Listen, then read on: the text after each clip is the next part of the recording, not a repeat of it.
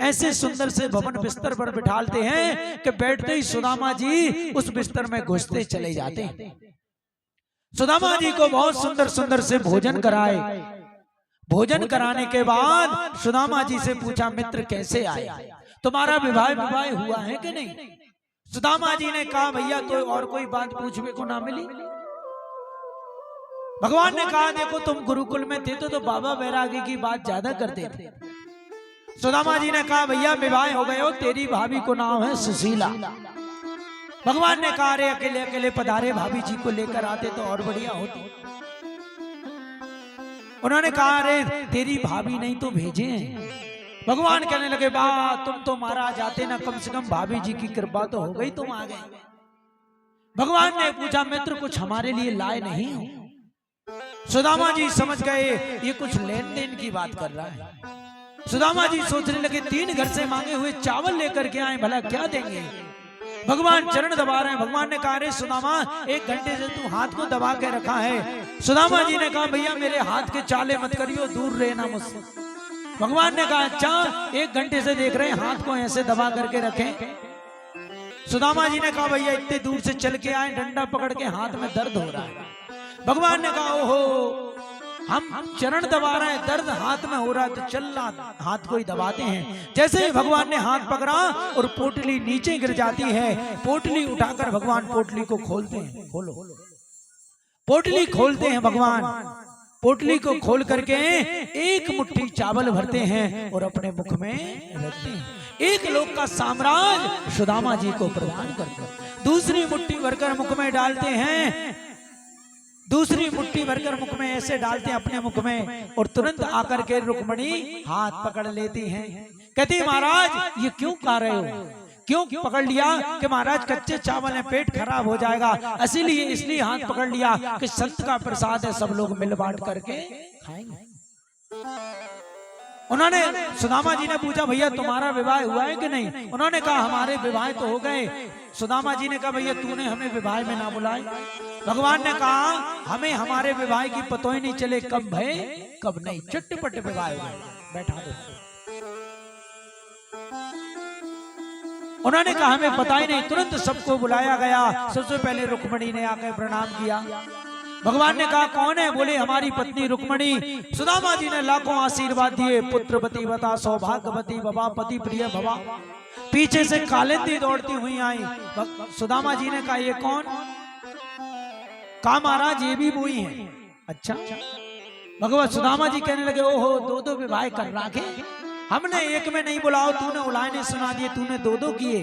पीछे से सत्यभामा दौड़ती हुई आ गई। सुदामा जी कहने लगे, ये कौन? भगवान ने कहा, देखो महाराज जितनी आए सब वही हैं, आप तो आशीर्वाद देते जाओ। अब सुदामा जी आशीर्वाद देते देते 5000 पे पहुंच गए। सुदामा जी कहने लगे, भैया कितनी हैं? कहले, महाराज आन दो। अब गिनती 10,000 तक पहुंच गई। अभी तक सुदामा जी कह रहे थे, पुत्रवती भवा, सौभाग्यवती भवा, पति प्रिय भवा, गला बैठ गए। अब कह रहे हैं केवल भवा भवा भवा। 10,000 से पार हुई। सुदामा जी ने कहा, सही बता कितनी है? कन्हैया ने कहा, महाराज कहने में ही शर्म आती है, कितनी है? बोले 16,108। सुदामा जी कहने लगे, आशीर्वाद देते देते हमें परम धाम से दार जाएंगे, भैया अब हमको ये आशीर्वाद नहीं दे रहे। कन्हैया ने हाथ जोड़ के कहा, महाराज तुमने अब हमारे घर में लड़ाई कराई।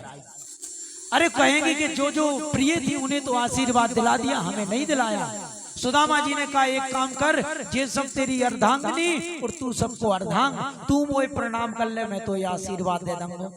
तुरंत सब लाइन से खड़े हुई। भगवान ने प्रणाम किया, सुदामा जी ने आशीर्वाद दिया, सौभाग्यवती भवा। एक साथ सभी को आशीर्वाद मिला और आशीर्वाद मिलकर के सभी प्रसन्न हो गए, आनंद के साथ सभी। और सुदामा जी जैसे ही जाने लगे, सुदामा जी ने कहा, भैया कुछ लेना तो नहीं है? अरे तेरी भाभी को। उन्होंने कहा, बस भाभी से इतना कह देना कि अगली बार आए तो साथ में आए। सुदामा जी सोचने लगे कुछ देने वाला नहीं, लेकिन याद आई कि सुशीला ने कुछ कहा था, वो सुना दें। आज सुदामा जी कहने लगे कि एक बात सुशीला ने कही थी, कन्हैया वो मैं तो उसे कह दूं। तो सुदामा जी ने कहा, 1 मास 2 पक्ष में 2 एकादशी होए, सो प्रद्रुदीन दयाल ने नित्य प्रतिदीन मोय। भगवान ने दोनों नेत्र बंद करके भगवान के आंखों से झरझर आंसू बहने लगे और भगवान ने मानो नेत्र बंद करके सब कुछ प्रदान कर दिया। भगवान ने कह दिया कि होनी थी सो हो गई, अब ऐसी ना हो, और भाभी तेरे घर में नित्य द्वादशी हो। बोलिए सुदामा जी महाराज की। भगवान ने कह दिया होनी थी सो हो गई, अब ऐसी नहीं होए। हे भाभी, अब तेरे घर में कभी एकादशी का व्रत ही नहीं आएगा। सुदामा जी के जैसे भगवान की द्वारका नगरी, वैसे भगवान ने सुदामा की नगरी बना दी, जिसका नाम पड़ा सुदामा नगरी। सुदामा जी जब पहुंचे तो सुदामा जी भूल गए, सुदामा जी देख करके डर गए। सुदामा मंदिर देख डरे, यहाँ तो थी मेरी टूटी झोपड़ियां सुंदर महल खड़े। सुदामा मंदिर देख डरे, डर गए कि मेरी कहाँ गई झोपड़ी और कहाँ गई मेरी सुशीला, सब कहाँ भाग गए। और झरोखे से झांक करके देखा तो तुरंत उन्होंने वहां बुलाया, और जैसे ही आए बड़े आनंद के साथ सुदामा जी कहने लगे, भैया आज इतना सब कुछ मिल गया, लेकिन जितने आनंद हम झोपड़ी से रहते थे उतने आनंद हम यहाँ से नहीं रहते हैं। सुदामा जी से आनंद के साथ उन्होंने कहा, महाराज इस प्रकार के सुंदर चरित्र को मैंने सुदामा जी के सुनाया। एक दिन भगवान सारे परिकर के साथ सूर्य ग्रहण के पड़ में कुरुक्षेत्र स्नान करने गए। वृंदावन से सभी गोपी ग्वाले नंद यशोदा आए थे, और इंद्रप्रस्थ से सभी अर्जुन भीम सभी लोग आए थे, और भगवान मथुरा से सपरिवार द्वारिका से पधारे। सभी लोग पहुंचे जैसे पर्व काल का ग्रहण आया, और सभी ने कहा कि भैया रास्ता बनाओ, द्वारकाधीश कृष्ण आ रहे। जब भगवान के ग्वाल वालों ने सुना तो उन्होंने कहा, कौन आ रहे हैं? बोले द्वारकाधीश कृष्ण। ग्वाल वालों ने कहा, भैया तेरे द्वारकाधीश कृष्ण से कह दियो कि हम ना हट रहे। बोले क्या कह देंगे? बोले ये कह देना कि रास्ते में तुम्हारे बाप खड़े हैं। अब तो सेवक क्रोध में भरा है, बोले हमारे स्वामी से ऐसे बोलोगे? ग्वाल वालों ने कहा, हाँ जा कह दियो तेरे स्वामी से। अब ग्वाल वाल पहुंचे, बोले प्रभु हम आपके लिए रास्ता बना रहे थे, कुछ गंवार ग्वाले मिले, ऐसी भाषा का प्रयोग किया, हमें तो कहने में लज्जा आती। और भगवान ने सुना गंवार ग्वाले, तो भगवान समझ गए निश्चित रूप से वृंदावन से कोई आया है। भगवान ने कहा, क्या कहा? सब अक्षर सुनाओ जैसे उन्होंने कहा। सेवक लज्जित होते हुए सरकार, उन्होंने कहा है कि रास्ते में तुम्हारे बाप खड़े हैं। भगवान मुस्कुरा के कहने लगे, ये अधिकार मेरे ग्वालों को दिया है मैंने, वही मुझसे मेरे मित्र हैं। उन्होंने कहा चलो सबसे सब मिले। यशोदा मैया देवकी मैया से मिली, कुंती मैया, सब एक दूसरे से मिलकर आनंद से प्रसन्न हो गए। सत्यभामा ने कहा कि मैंने श्री राधा रानी के सौंदर्य की महिमा सुनी है, मैं उनके दर्शन करना चाहता हूँ। उन्होंने कहा जाओ। जैसे ही रुक्मणी सत्यभामा जाती है, एक गिलास में दूध गर्म कर ले जाती हैं, और जैसे ही पहुंचती हैं कि राधा रानी की सखी को देख करके, ललिता सखी को देख करके सत्यभामा लज्जित हो जाती। इतनी सौंदर्यवान थी ललिता। उनने कहा आप ही राधा रानी हैं? उन्होंने कहा मैं नहीं, राधा जी तो ऊपर भवन में बैठे। और जब जैसे सत्यभामा ने राधा जी को देखा तो सारे होश उड़ गए। हाथ में दुग्ध लेकर गई थी, ये नहीं कह पाए कि गर्म है, ये कह दिया कि प्रभु ने भेजा है। और राधा जी ने जैसे ही सुना तुरंत उस दुग्ध को पी लिया। गर्म दूध को पीने से राधा जी के हृदय में श्री कृष्ण के चरण वास करते हैं। और जैसे ही बाद में आकर भगवान के चरणों को दबाया, कहा प्रभु आपके चरणों में तो फपोले पड़ गए। भगवान ने कहा देवी अभी क्या गलती करके आई? गरम गरम दूध तुमने पिला दिया, और जैसे ही पी गई, और राधा जी के चरणों में, हृदय में मेरे चरण वास करते थे, इसीलिए ये फपोले मेरे में पड़ गए। मेरे हृदय में राधा के चरण वास करते हैं। राधा और हम एक शरीर के दो अंश हैं, पृथक नहीं। पुरानी बातों को मैया ने स्मरण कराया। मैया कहती भैया जब कन्हैया मेरा छोटा था तो एक दिन ये रूठ जाता है कि मैया मेरी शादी कराओ, मैं विवाह करूंगा। तो मैया ने पूछी मैया कौन से विवाह करेगो? बोले मैया मैंने एक छोरी देख रहा की, छोटे से कन्हैया। मैया तो कहते मैया मैं तो विवाह करूंगा। कौन से? राधिका गोरी से, बिरज की छोरी से, मैया करा दे मेरो ब्याह। राधिका गोरी से बिरज की छोरी से मैया करा दे मेरो ब्याह। बिरज की छोरी से मैया करा दे मेरो ब्याह। ओ राधिका गोरी से बिरज की छोरी से मैया करा दे मेरो ब्याह।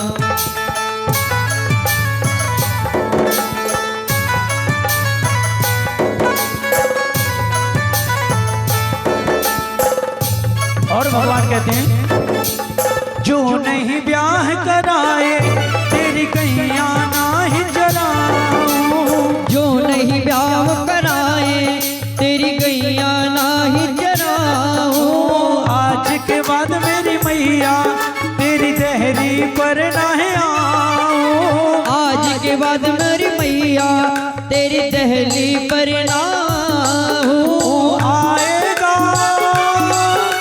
रे मजा अब जीत हारेगा। राधिका गोरी से बिरज की छोरी से मैया करा दे मेरो ब्याह। बोलिए कृष्ण कन्हैया लाल की जय हो।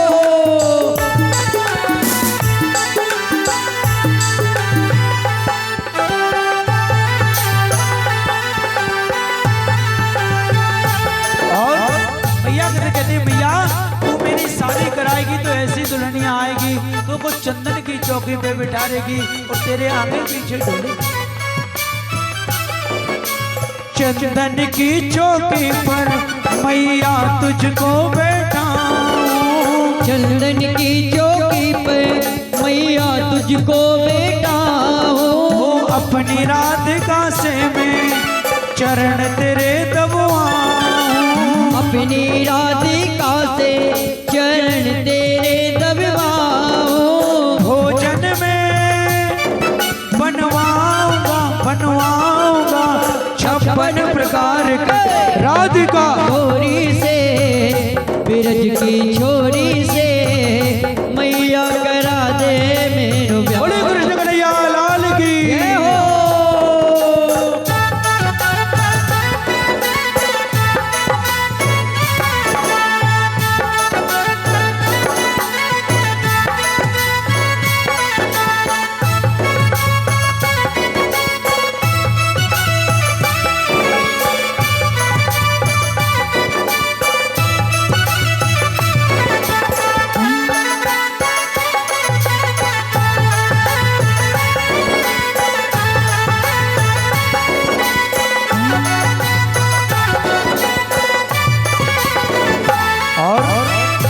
कहते हैं भैया जब छोटी सी दुल्हनिया अंगला में डोलेगी तो कैसी लगेगी।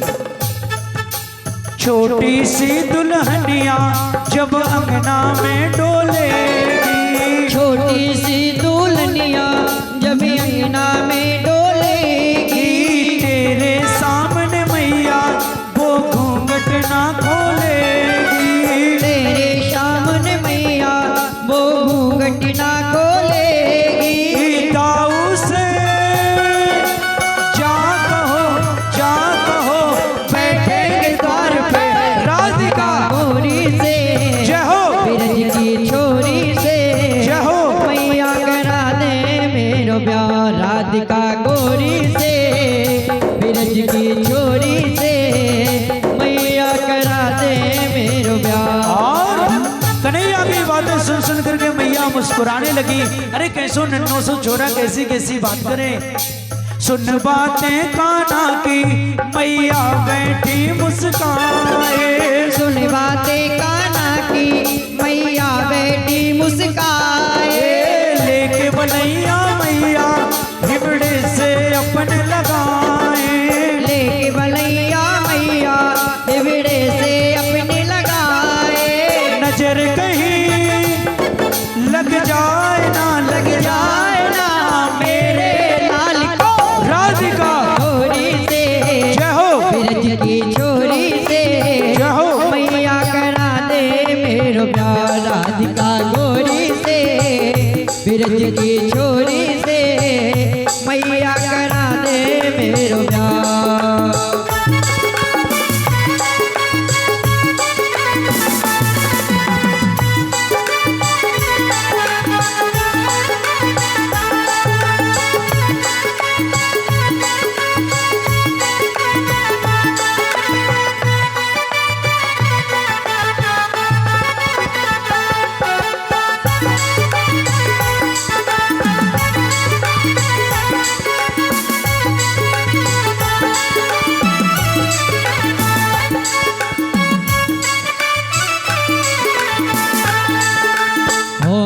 राधिका गौरी से, बिरज की छोरी से मैया करा दे मेरो। राधिका गौरी से, बिरज की छोरी से मैया करा दे तेरो ब्याह। उम्र तेरी छोटी है, नजर तेरी खोटी है, कैसे करा दो तेरो ब्याह। उम्र तेरी छोटी है, नजर तेरी खोटी है, कैसे करा दो तेरो ब्याह।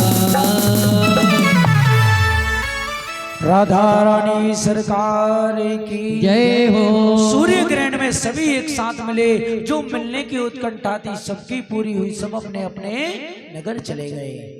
उधर परीक्षित जी ने पूछा सुखदेव भगवान से, प्रभु हमारे दादा दादी का विवाह कैसे हुआ? अर्जुन और सुभद्रा जी का विवाह कैसे हुआ? सुखदेव बाबा ने कहा, अरे परीक्षित कुछ देर बाद तक्षक नाग आएगा, तुम्हें डस लेगा और तुम्हें विवाह की उत्सव की पड़ रही। कहने लगे मेरे मरने की चिंता नहीं है, अभी हाल मर जाऊं, लेकिन मुझे बताइए कि मेरे दादा दादी का विवाह कैसे हुआ। कहते हैं तुम्हारी जो दादी थी जो सुभद्रा जी, वो मनी मन अर्जुन को पसंद करती थी, लेकिन दाऊ जी उनका विवाह अपने सका कौन दुर्योधन के साथ करना चाहता। भगवान कृष्ण ने उधर सुभद्रा को भी अर्जुन की प्रशंसा बताई। एक दिन अर्जुन को अपनी द्वारका नगरी में महात्मा बनकर बुलाया, सभी की प्रशंसा करी। एक दिन उनके घर में भोजन कराने लाए और जैसे ही सारी बातें हुई, एक दिन जाती हैं मंदिर में पूजन करने कि महात्मा जी बने अर्जुन सुभद्रा का हरण करके ले जाते हैं। और जैसे ही दाऊ जी को पता चलता, दाऊ जी ने कहा, अरे कल जो महात्मा आए थे वो हमारी बहन जी का हरण करके ले गए। भगवान ने कहा, अरे हमसे ज्यादा बलशाली होगा तभी तो हमारी बहन जी का हरण करके ले गया। दाऊ जी ने कहा, मूर्ख है क्या, कैसी बातें करता है। दोनों रथ में आगे बढ़े। उधर तीखे तीखे बाण अर्जुन पे जब चलाए तो अर्जुन ने चलाए। सुभद्रा जी ने कहा कि घोड़ों की लगाम मुझे सौंपिए, मुझे भी चलाना आता है। हाँ, घोड़ा कौन हाँक रहा है? सुभद्रा जी। भगवान ने दाऊ जी से कहा, दाऊ जी आप तो कह रहे थे महात्मा जी हमारे बहन जी का हरण करके ले गए, लेकिन यहाँ तो ऐसा लग रहा है जैसे बहन जी महात्मा जी का हरण करके ले जा रही। उन्होंने कहा, हाँ ये अपनी बहन जी को क्या हो गया? भगवान ने कहा, इन महात्मा जी की शकल मिलती है, ऐसे लग रहा है जैसे अर्जुन है। दाऊ जी ने कहा, मूर्ख अगर ये अर्जुन है तो किया धरा सब तेरा है, क्योंकि अर्जुन तेरे इशारे पर ही चलता है। तुरंत संवाद समझ गए। भगवान ने बुलाया, आकर के प्रणाम किया। दाऊ जी ने कहा, महात्मा जी कैसे हो? बड़े लज्जित हुए। इस प्रकार सुभद्रा जी का विवाह उनके साथ संपन्न हुआ। एक दिन चतुर्थ मास पारायण करने के लिए संत ब्राह्मण की मंडली भगवान की द्वारका में पधारी। सभी बैठे थे। सभी ने सोचा ये महात्मा खा पी करके पेट भर रहे हैं। उन्होंने शाम को साड़ी पहनाई, पेट में कपड़ा लपेटा और जाकर के उनसे कहा, महात्मा जी बताओ हमारे भाभी के लड़का होगा या लड़की?